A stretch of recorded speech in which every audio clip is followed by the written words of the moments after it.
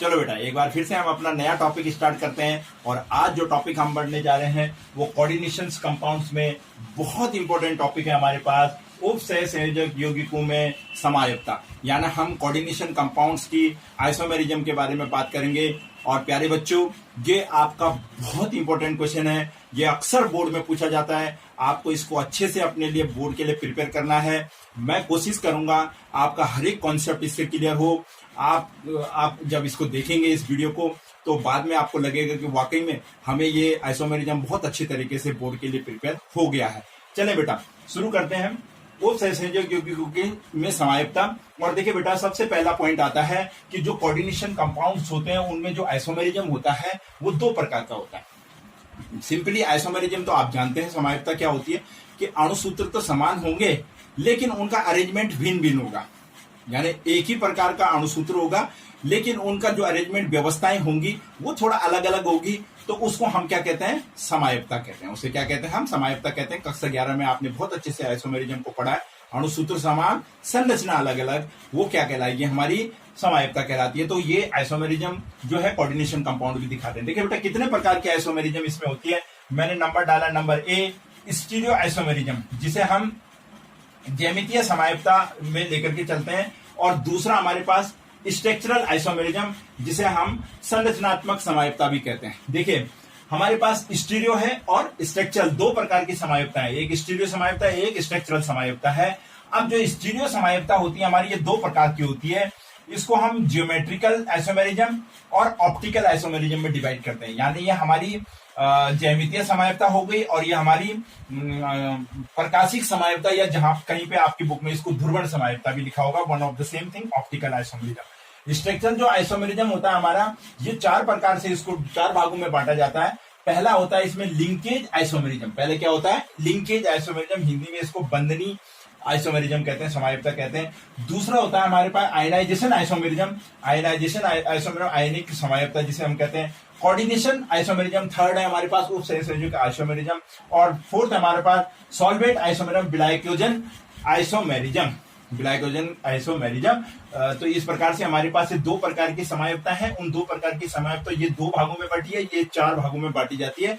इस प्रकार से बेटा हम कोऑर्डिनेशन कंपाउंड की दो टाइप की आइसोमेरिज्म पढ़ेंगे। पहला टाइप जो हमारे पास आएगा वो आएगा स्टीरियो आइसोमेरिज्म। स्टीरियो आइसोमेरिज्म, आप इन टाइप्स को नोट करिए। उसके बाद हम one by one stereo isomerism के ज्योमेट्री, ऑप्टिकल आइसोमेरिज्म से स्टार्ट करते हुए आगे बढ़ेंगे। नाउ गाइस, अब हम पहले स्टीरियो आइसोमेरिज्म यानी त्रिविम समायत्ता में पहला पॉइंट पढ़ेंगे, ज्योमेट्रिकल समायत्ता यानी ज्यामितीय समायत्ता। सिंपल सी बात है, ज्यामिति यानी इनकी ज्योमेट्रिकल जो स्ट्रक्चर होता है उससे रिलेटेड है। इसमें होता क्या है कि जो लिगेंड्स होते हैं, पहली बात तो ये बेटा, ये हेट्रोलेप्टिक कॉम्प्लेक्स में पाई जाती है। हेट्रो, मैंने आपको हेट्रो और हेप्टोलेप्टिक, होमोलेप्टिक पढ़ाया था। तो ये हेट्रोलेप्टिक में पाई जाती है। हेट्रोलेप्टिक यानी जिसमें दो या दो से अधिक लिगेंड्स क्या होते हैं? जुड़े हुए होते हैं, उसको हम हेट्रोलेप्टिक कहते हैं। हेट्रोलेप्टिक में ये आइसोमेरिज्म पाई जाती है, पहली बात।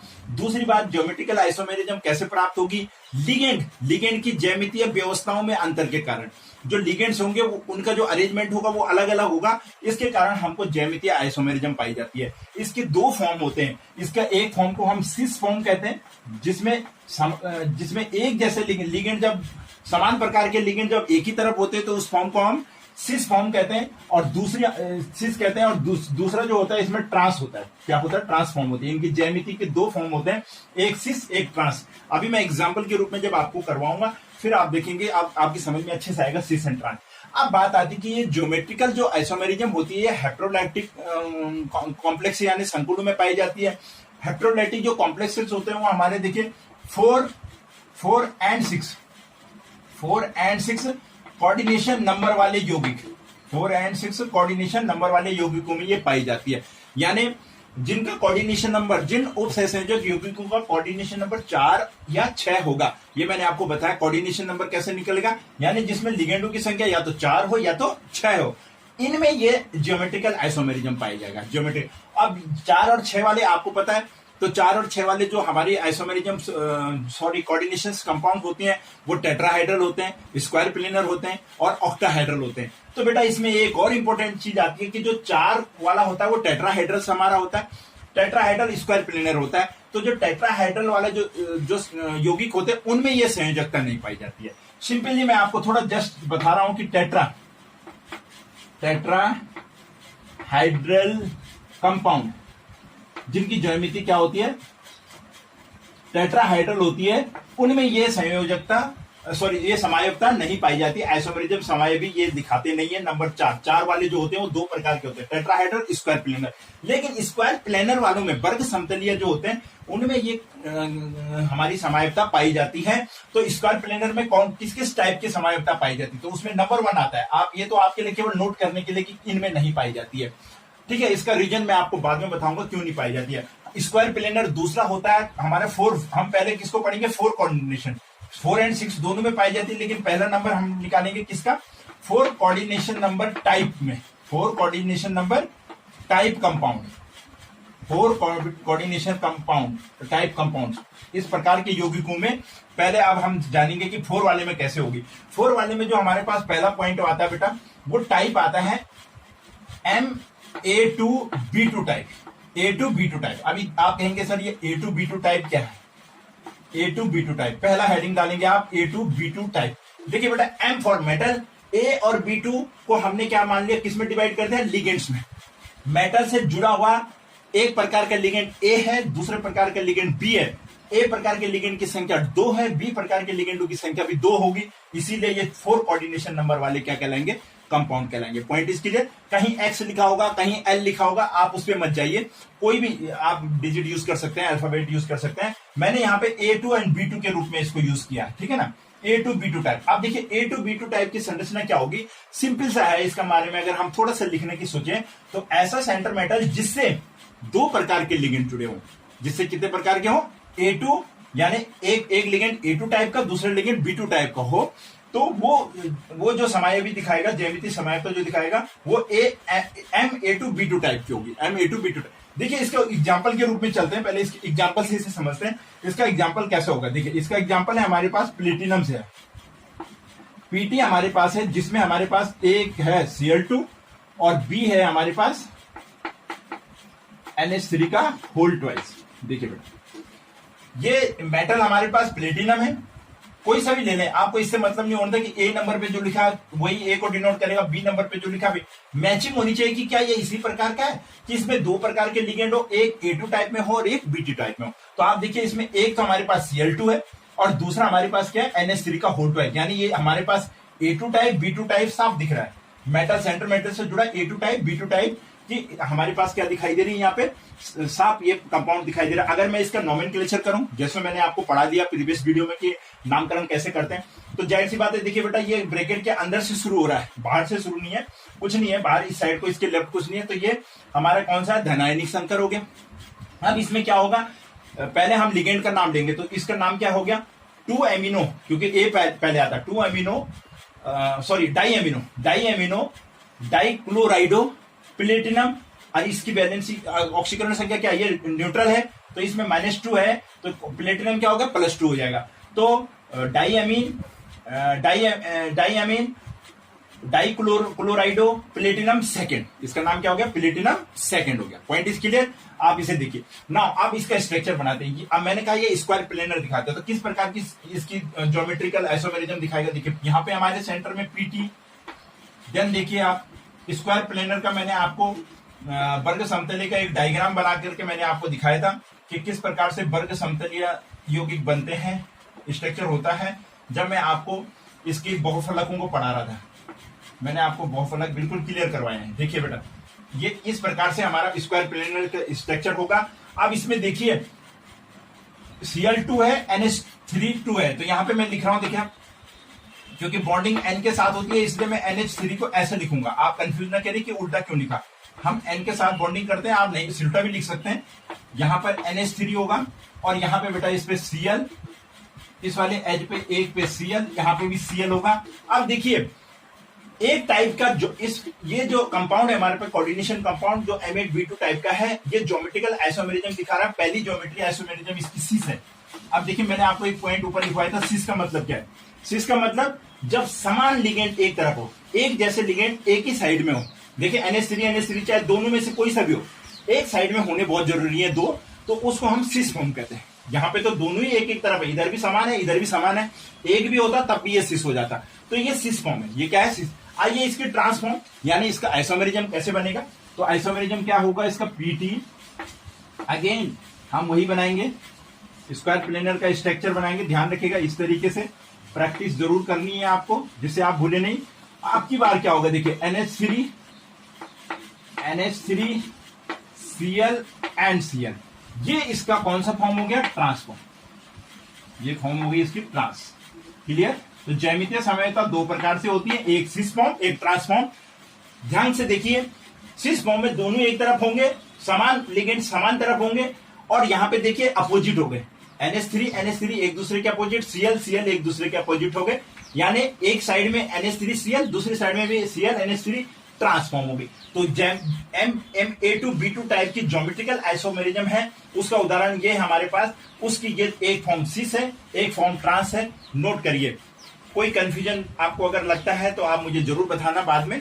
लेकिन देखिए बेटा, ये पहला टाइप हो गया, इसका स्क्रीनशॉट ले लीजिए, फिर मैं आपको सेकंड टाइप में लेके चलता हूं।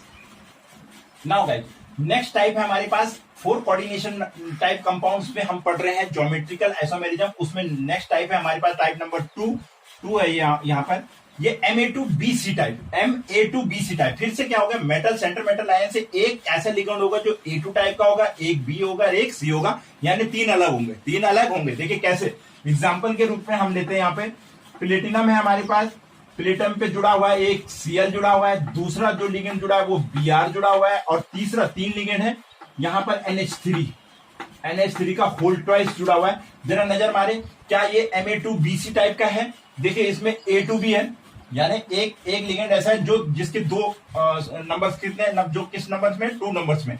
तो देखिए एक 2 है, B सिंपल यानी एक सिंगल नंबर में, C एक सिंगल नंबर में। कहीं पे भी आप देख सकते हैं, ये नहीं कि सर आगे पीछे क्यों लिखा, उससे मतलब नहीं है।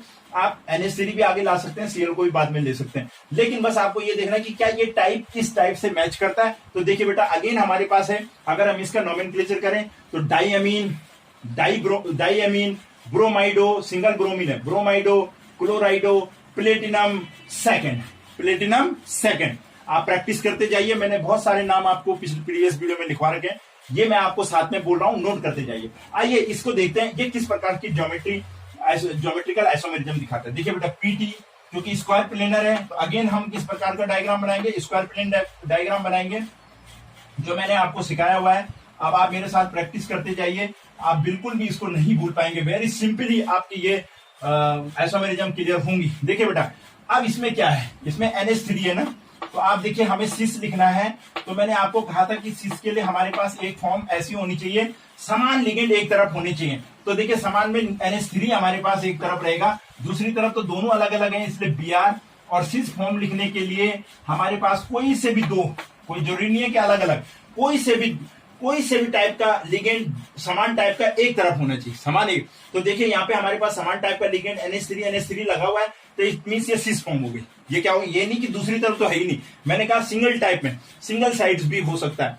तो यहाँ NH3 है, इसलिए ये सिस है। देखिए इसका जो ट्रांस आइसोमेरिज्म है वो कैसे बनेगा? यहाँ पे देखिए पीटी, अगेन हम स्क्वायर प्लेनर। देखिए अब आप ड्रॉ करना सीख गए होंगे, अगर आप मेरे साथ में ड्रॉ कर रहे हैं कॉपी और पेन पकड़ के, तो आप बहुत वेरी इजीली इन डायग्राम को बना पा रहे होंगे। कोई कंफ्यूज, डॉटेड लाइन में भी दिखा सकते हैं, कंप्लीट लाइन में भी दिखा सकते हैं, ऐसा कोई बात नहीं है। तो यहाँ पे देखिए अब की बार क्या होगा? अब की बार यहाँ NH3 ट्रांसफॉर्म में आपको पता है अपोजिट हो जाएगा, Cl वहीं रहेगा, Br यहाँ शिफ्ट होगा, और आप देखिए ये आपकी बन गई ट्रांसफॉर्म।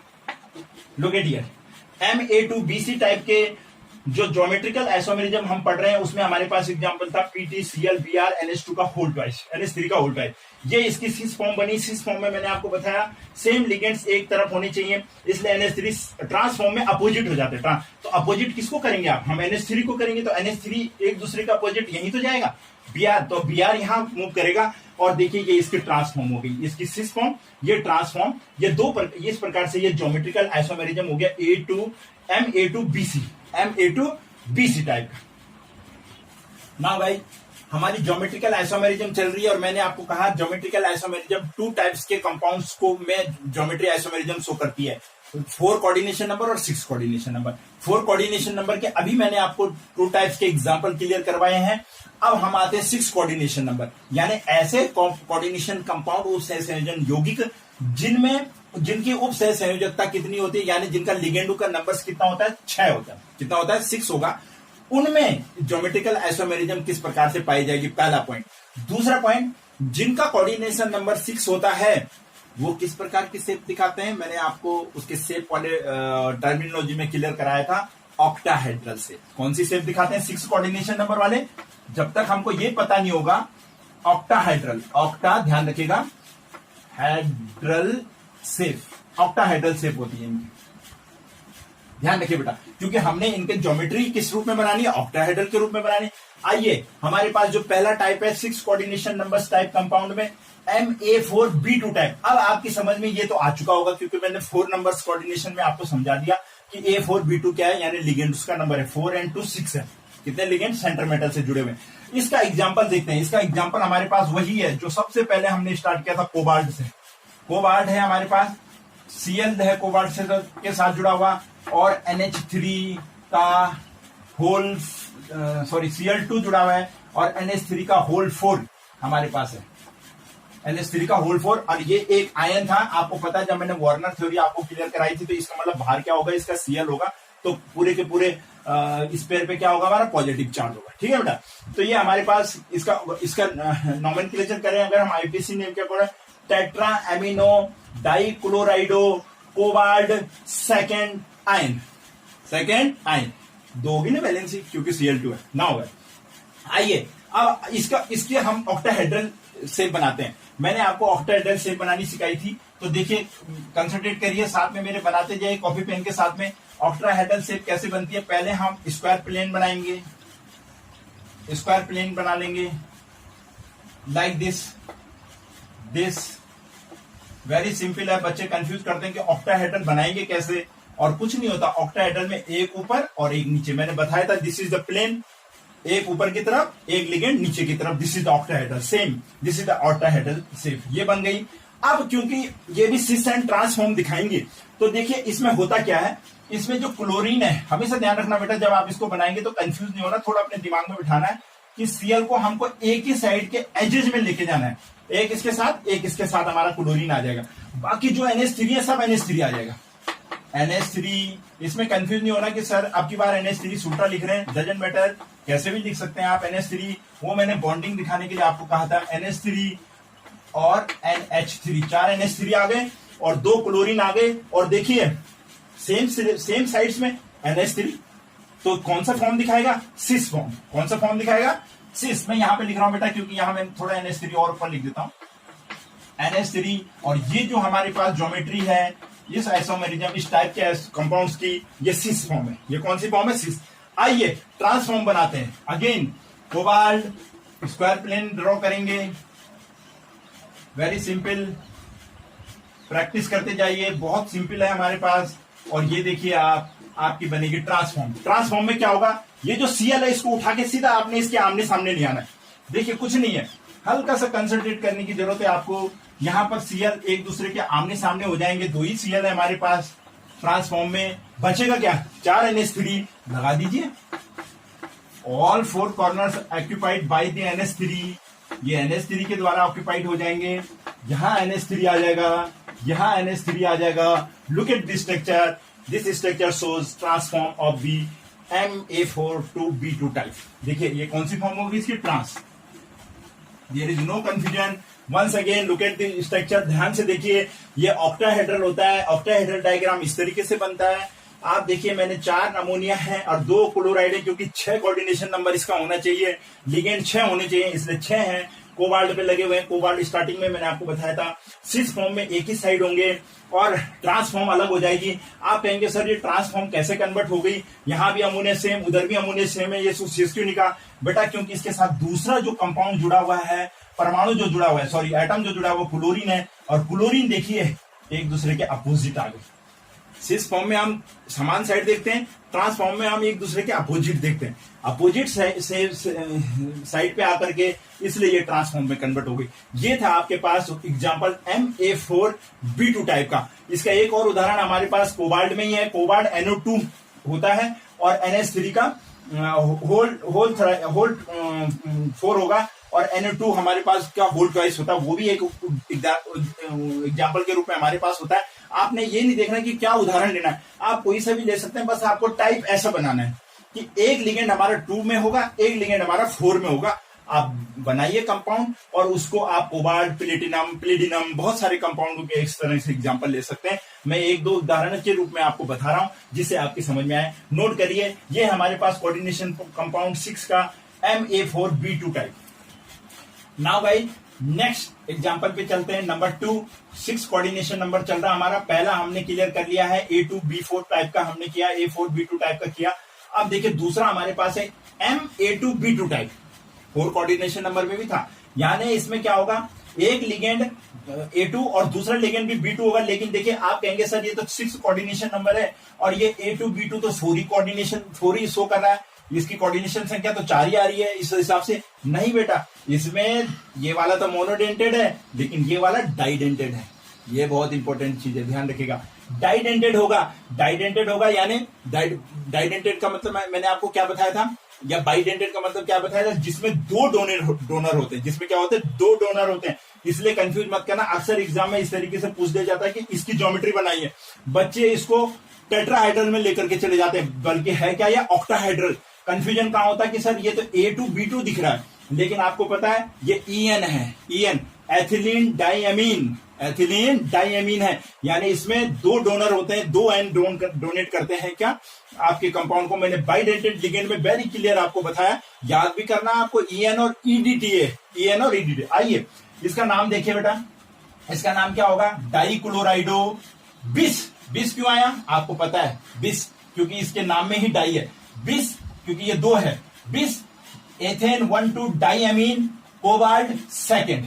फिर से कह रहा हूं, नोट कर सकते हैं आप, इसका नाम है डाइक्लोराइडो बिस इथेन 1,2 डाइएमीन कोबाल्ट सेकेंड। आइए ये किस प्रकार से ज्योमेट्री शो करता है अपनी, इसकी ज्यामितीय आइसोमेरिज्म किस प्रकार से बनती है। देखिए बेटा, इसमें हमारे पास कोबाल्ट सेंटर में है, आपको पता है ऑक्टाहेड्रल होगा तो देखिए 1 Cl एट हियर, 1 Cl हमारे पास एट हियर। देन आफ्टर देखिए बेटा, इसकी जो शेप बनती है वो कुछ इस टाइप में बनती है।